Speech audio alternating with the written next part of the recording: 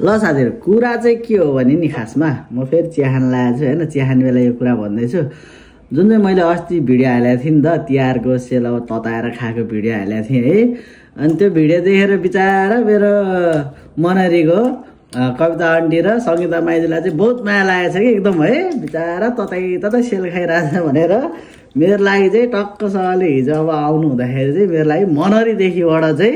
टक्कसँगले के लिएर आउनु भएछ भन्दाखेरि मनरीको सेल ताजा है यहाँनिर देख्न सक्नुहुन्छ हामीसँग यति छ हैन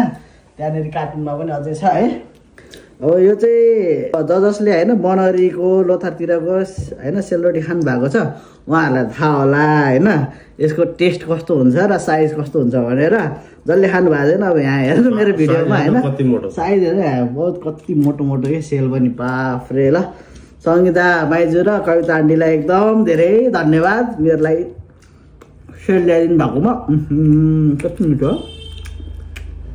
सबै मिठो छ भन त भनिहालेँ मैले भिडियोमा हैन तर यो चाहिँ खासमा चाहिँ हिजो